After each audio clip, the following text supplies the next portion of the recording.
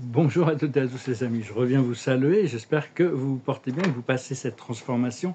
Il y a vraiment on est vraiment dans un portail très très puissant, hein. On a cette pleine lune à l'intérieur qui est en train de s'activer, ça nous montre les choses qui ont besoin d'être mises à jour, les choses sur lesquelles on doit lâcher prise. Il y a Saturne cosmologiquement parlant, astrologiquement parlant, il y a Saturne et Neptune qui rentrent en conjonction, Jupiter et, euh, et Vénus qui rentre en conjonction, donc vraiment beaucoup de transformations, très très puissant en ce moment, hein. Moi je me sens un peu comme en ébullition à l'intérieur, et toute cette réalité qui continue à s'ancrer, c'est impossible que ça ne se manifeste pas rapidement, hein, parce que la réalité du monde futur, de la nouvelle réalité qu'on crée, elle est inspirée des plans supérieurs, mais elle ne va pas descendre comme ça, elle est créée depuis l'intérieur. Une fois que c'est créé depuis l'intérieur, c'est inévitable que les choses se manifestent.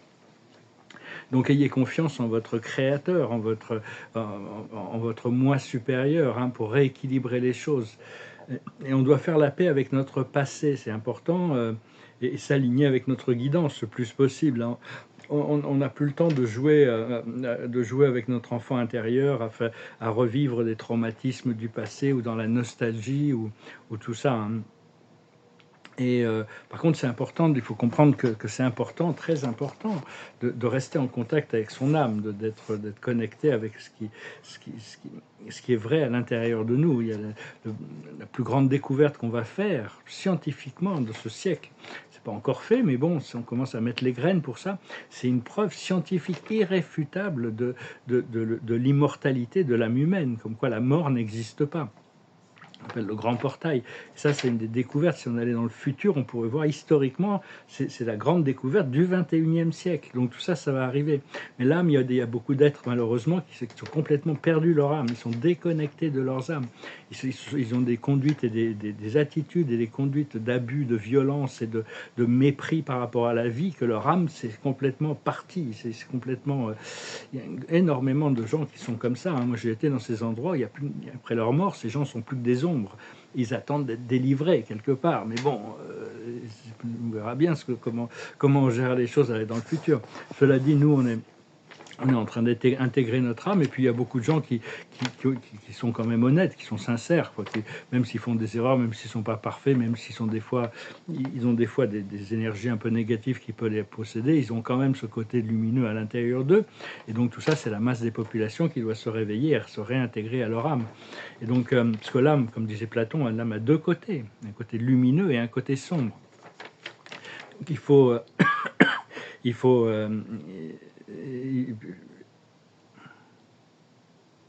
donc oui, il faut accepter on est en train d'intégrer le côté sombre et le côté lumineux à l'intérieur de nous, retrouver l'équilibre entre la conscience humaine et la conscience divine. Mais il n'y a pas de blame ou de regret à avoir sur les délais. L'esprit est quand même assez clair sur le fait qu'il n'y a pas de mal à ça. Le temps s'occupe du temps. Le temps nous prépare pour ce qui doit arriver, hein.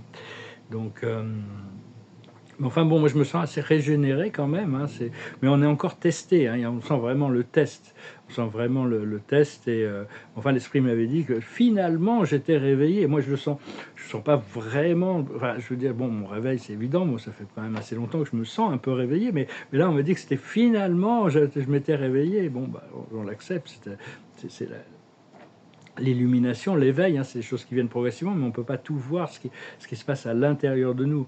En réalité, la vie est un miroir, la Terre est un miroir, l'univers est un miroir qui nous reflète constamment les choses. Donc au fur et à mesure de cultiver les choses à l'intérieur, c'est inévitable que le miroir de la vie, au plus on croit et on sait que ces choses sont réelles, au plus ces choses vont se manifester.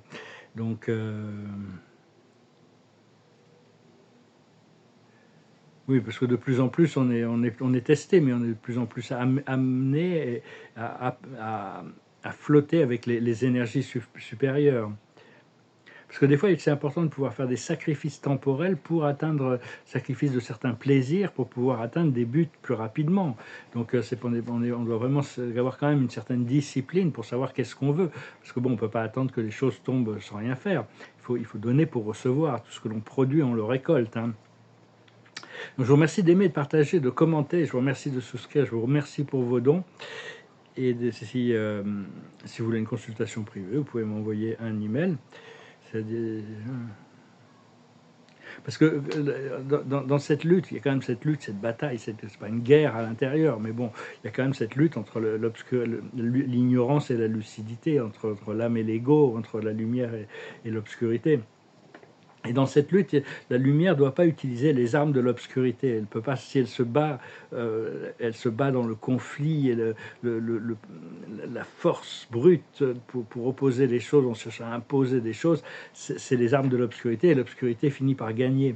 Donc la force de la lumière, c'est l'amour, c'est l'union, c'est le pardon, c'est d'arriver à s'accepter soi-même, hein, sans se juger, à renoncer à la dualité pour rentrer dans l'harmonie, l'union, l'unité et l'amour.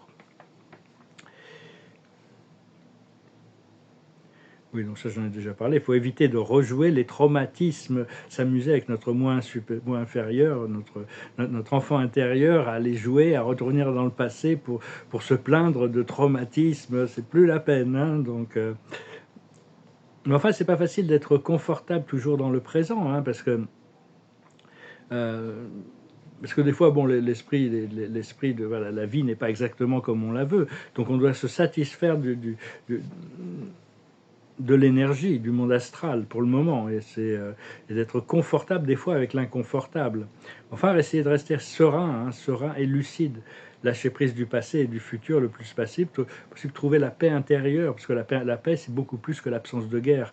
On peut forcer les gens à arrêter de se battre, mais s'ils sont toujours cette violence à l'intérieur d'eux, ils vont reprendre dès que la force arrête de les opposer. Donc c'est important qu'on trouve cette paix intérieure, et on peut cultiver ça pour essayer d'apporter ça dans le monde. Mais enfin, on doit accepter la joie et l'abondance du monde astral en attendant que ça puisse se manifester dans l'expérience du monde physique. Mais donc, parce que c'est beaucoup plus... On doit apprendre à créer à partir non pas du chaos et de l'agitation et de l'excitation, mais créer les choses dans la paix et le calme, hein, de plus en plus. Et d'accepter l'inévitabilité de la joie, du bonheur et de la liberté future. Hein. Parce que à chaque fois qu'on doit passer à travers des challenges, des épreuves, on est éprouvé quand même, hein, dans ce monde, on est dans cette vie-là surtout, on est éprouvé. Ça nous donne plus de confiance en nous. C'est un petit peu comme si on avait vaincu une bataille et qu'on a des médailles. Donc on a tout ce background quand même. Hein. Et je regardais un petit peu, moi je m'intéresse depuis très longtemps aux technologies galactiques. Je vais bientôt m'intéresser à développer des produits, des technologies, disons. Ça fait longtemps que je travaille avec les arcturiens sur certains projets. Et moi, je vais essayer d'éviter tout ce qui peut être militarisé. Hein. J'ai vraiment pas envie de tomber là-dedans. Et actuellement, je sais que je vais être amené à travailler avec des intelligences artificielles, mais pour le moment, je préfère les objets non connectés. Au plus je suis non connecté, je suis presque à revenir à l'analogique plutôt que digital, hein, parce que c'est quand même agréable. Non pas parce que c'est pas négatif forcément, mais bon, l'électronique envoie quand même beaucoup d'ondes qui ralentissent notre fréquence biologique. Ces nouvelles technologies ça va être le contraire. En les utilisant, elles vont renforcer notre force de vie. Ces technologies cristallines du point zéro. Et puis bon, toutes les informations que toutes ces compagnies, ces grosses compagnies, je leur fais pas vraiment confiance de savoir qu'est-ce qu'ils font avec toutes les informations qu'ils collectent. Hein. Enfin bon, on verra tout ça, comment les choses se passent quand ça sera le moment d'adresser ces choses. Donc oui, il y a beaucoup de programmes, là, beaucoup de choses qui se mettent en place, beaucoup de travail, beaucoup de pain sur la planche. J'espère que, merci de me laisser un commentaire, laissez-moi savoir comment vous allez, où vous êtes, quels sont vos projets. Hein. Va falloir commencer à mettre nos chaussures de créateur et puis aller dans le monde pour créer. Là, ça y est, ça arrive. Je tirerai quelques cartes pour voir pour la journée. Mais oui, justement, c'est une longueur d'avance. C'est-à-dire on doit s'entraider les uns les autres. Hein. On doit être prêt, on doit être en soutien. On ne doit pas soutenir les choses si on n'est pas complètement à 100% sûr que c'est quelque chose qu'on doit soutenir. C'est-à-dire que moi, par exemple, si j'ouvre une galerie et que j'ai des amis qui font de la peinture, mais que leur peinture n'est pas au niveau de ce que je veux présenter, je vais trouver un autre moyen de les aider, mais je ne vais pas faire le compromis de montrer un art qui n'est pas à la hauteur de ce que je veux, ce que je dois présenter, même si c'est des amis. Donc il faut rester quand même comme les projets. S'il y a des projets intéressants, même si les gens sont gentils, si le projet c'est un gouffre financier ou si c'est pas du tout dans l'alignement, on va pas s'engager dans des choses qui nous prennent plus d'énergie, qui nous en donnent. Cela dit, on va quand même pouvoir faire du mécénat et de pouvoir assister beaucoup de projets intéressants. On va voir comment ça se passe. Et le plus de sagesse, c'est le respect des règles.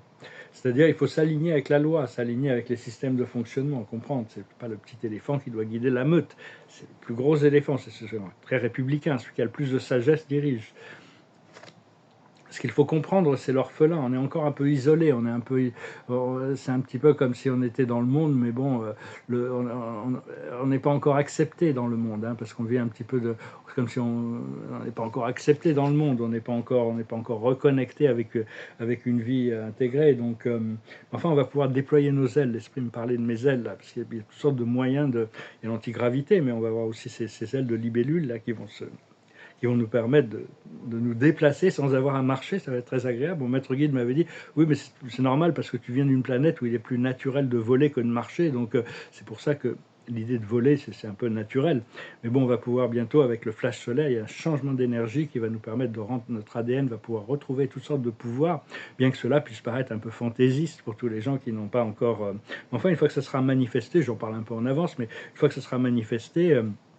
faut pas que ça devienne un cirque non plus. Faut pas non plus. Je ne vais pas chercher à faire un acte de cirque avec les pouvoirs divins. Quoi. On va rester quand même assez aligné sur la mission. Ce qu'il faut faire, c'est la paix. Continuer à cultiver le sens de la paix intérieure.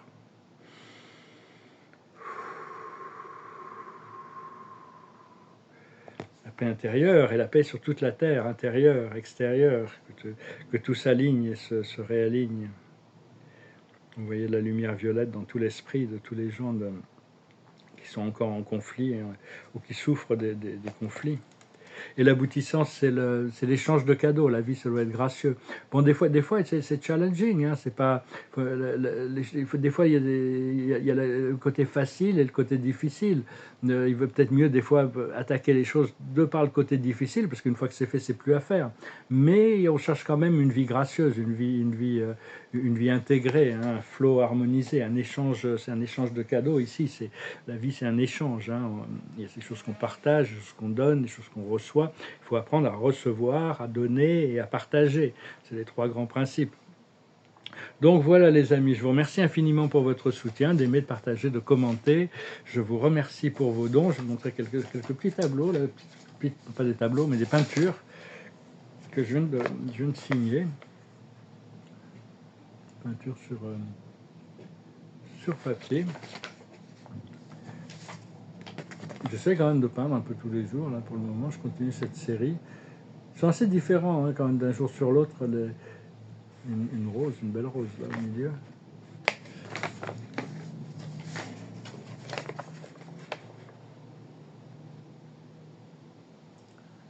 Ouais, il y a plein d'histoires dans ces petits tableaux, j'aime bien. Et puis j'ai signé cela aussi. Je ne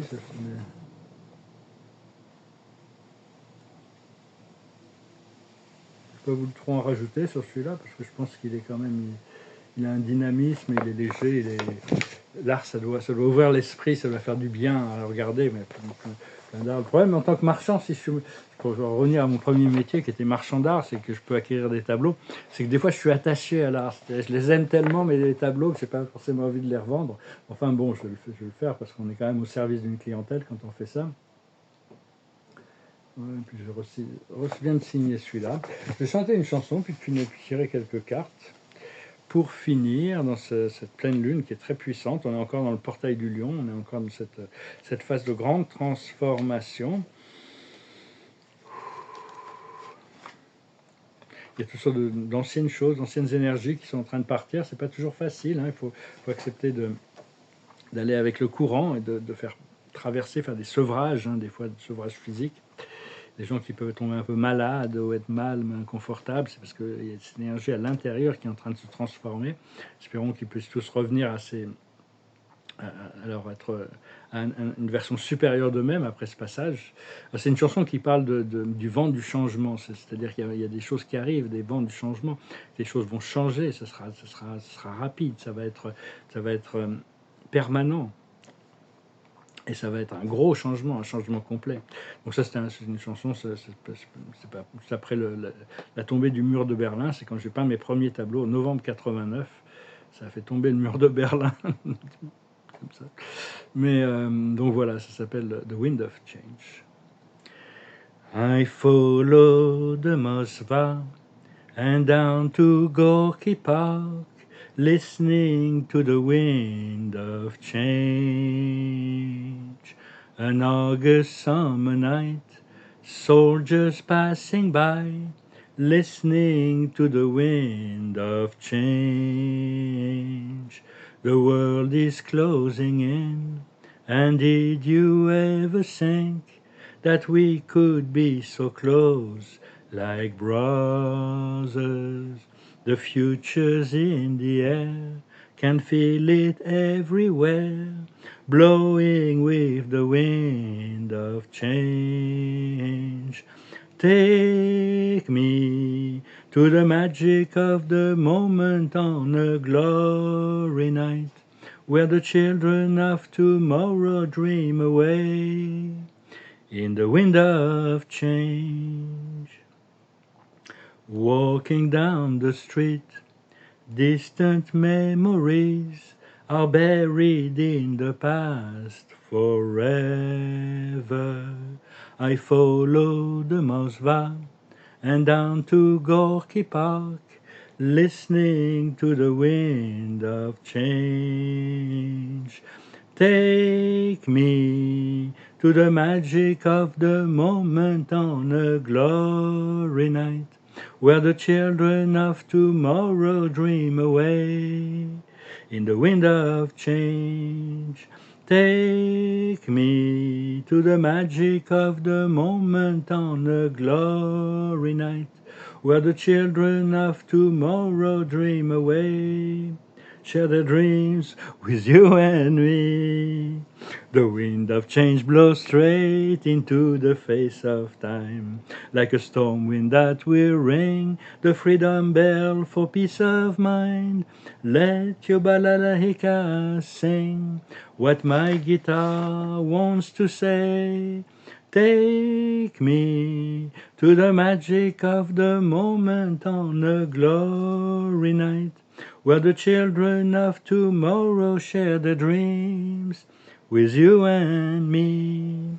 Take me to the magic of the moment on a glory night, where the children of tomorrow dream away in the wind of change, in the wind of change.